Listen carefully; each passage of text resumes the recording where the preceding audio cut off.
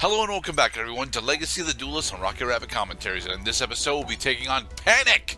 Yes, the very famous D&D episode where Yugi shoots Gaia the Dragon Champion at Castle of Dark Illusions, thereby destroying all of Panik's monsters, and yet simultaneously dealing 8 billion points of life point damage. It's really fucked up and weird. And in this part, we observe that narrative dissonance is alive and well, because the Panik episode takes place during the night. And based on the background right now, this moment takes place during the day. Also, Panik is the only one of the eliminators that we ever actually see. I mean, he specifically says that there are other eliminators on the island, but they never show up. Like, unless they're just extended members of Pegasus' security and rule enforcement squad. But then again, I wouldn't think that they would actually have decks themselves.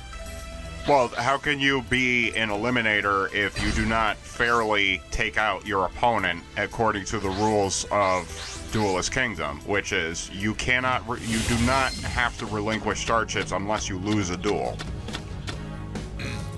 Thank you, Annotations Gerdat. Please note that our opening hand is absolutely fucking terrible. We have we have the combination of elements that is supposed to, be our showstopper, and literally no way to actually use them. Well, we have a couple of components. Ooh, Summon Skull, thank you. That was really clutch. Yes. Summon Skull is Yugi's literal best monster through the entirety of Duelist Kingdom. And the thing is, he only actually summons it, I think, against Weevil.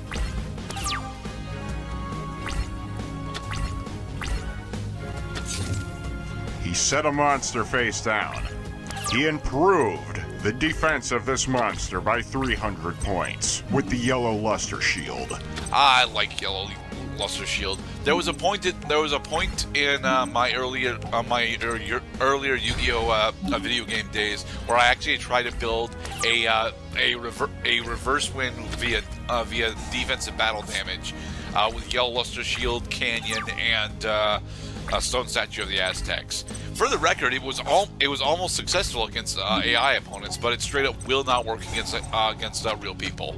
Right, because fool me once, shame on you. Fool me again, I'm just not paying attention to the board state. Right.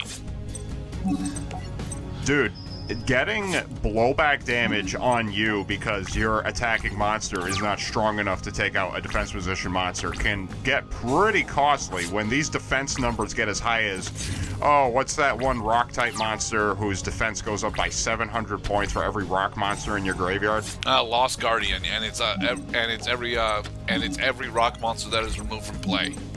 Every banished rock monster gives it 700 defense points, so this thing can get stupidly powerful, like 4,900 defense points, and then you're attacking it with like a 1,900 attack monster. That's 3,000 points of damage in a non-offensive play, and nothing gets killed. I forgot to read Catapult Turtle, because this is the nerfed version of Catapult Turtle. What is the nerfed version of Catapult Turtle? Catapult Turtle got an errata that made it so that you can only use its tribute effect once per turn. Yeah. Right, so he can't tribute himself in order to... Well, I mean, you can't beat him with Catapult Turtle right now because he doesn't have enough attack points. He would survive by 50, and then burning land would have killed him. I keep forgetting that Burning Land has been one of your favorite plays so far using these decks. It's not a favorite play, for the record. It's just a very consistent source of additional damage. There we go. We went with Catapult Turtle. Haha. Nobody beats Panik. Nobody. Well, Yugi, your Millennium Puzzle is more powerful than I thought.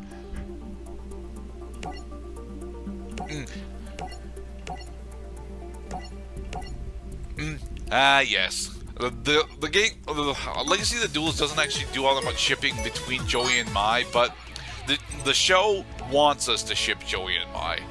It doesn't do it very well, though.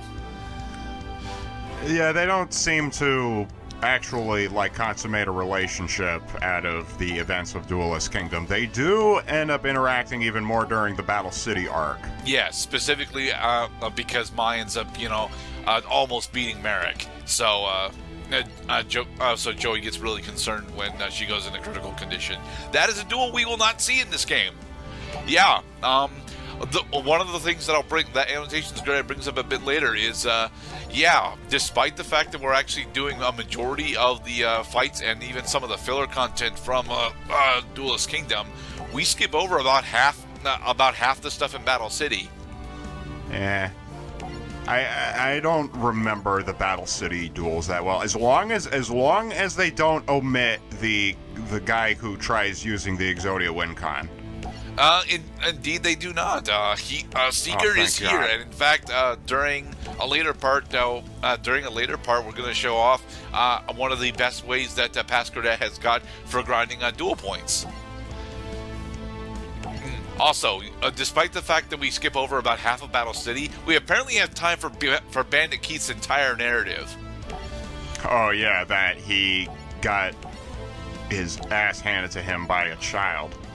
No, by Pegasus. The child played the card, certainly, but it was Pegasus that beat him. It was a pretty low blow to play. Use the Millennium play Eye a in a prank sanctioned on him tournament, like that. motherfucker. During a sanctioned tournament, exactly. Like, what the hell, guy?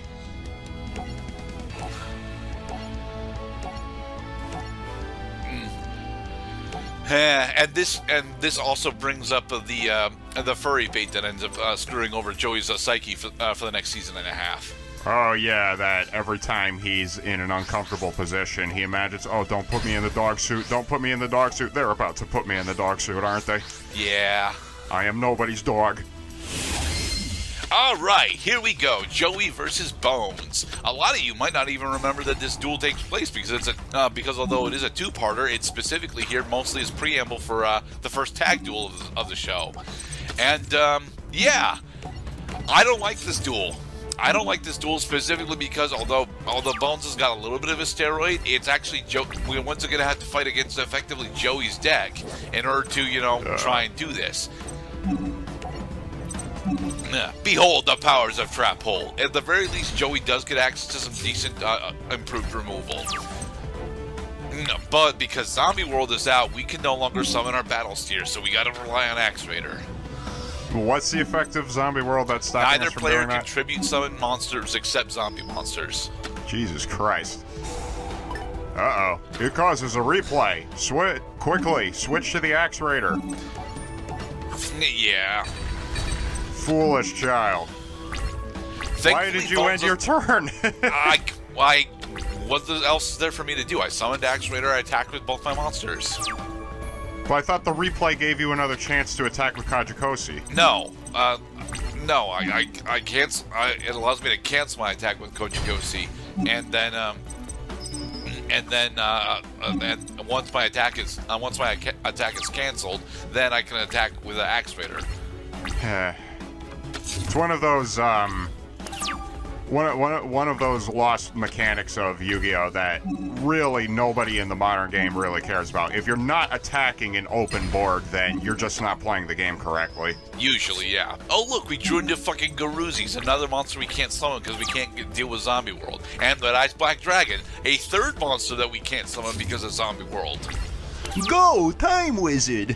Time Magic Attack! Except if I lose on time roulette here, I lose the game. So I'm not going for it. Send your amazing 500 points of damage at him immediately. Nah. It would have been almost enough to kill Bonz. He would be down to 300 now.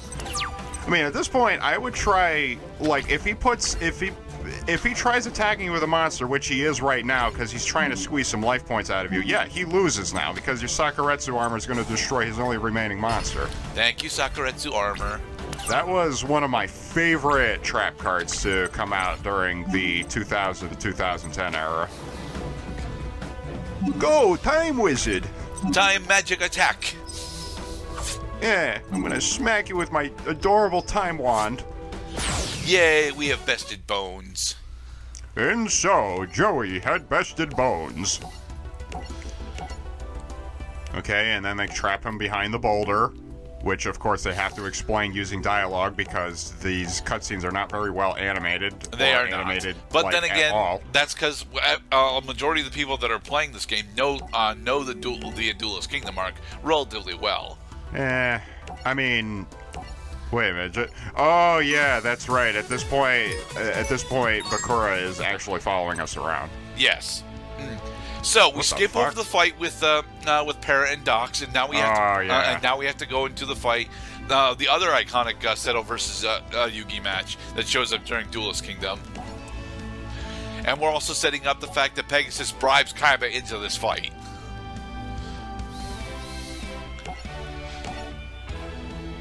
Because Pegasus is evil, kidnapping family members and stealing souls with his Millennium Eye.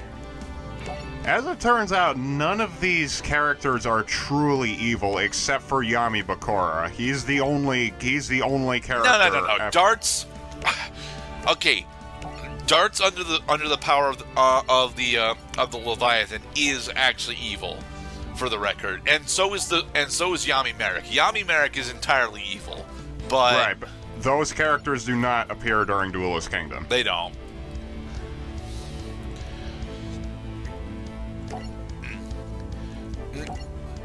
Hey, Bakura. Bye, Bakura.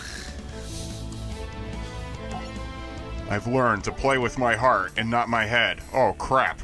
All right, and in the next episode, we will do Seto Kaiba versus versus Yami Yugi. Gee, I wonder why I had to cut this episode so short, Mr. Cloud. Foreshadowing is a literary device that I'm stealing from other people. Be safe, everybody.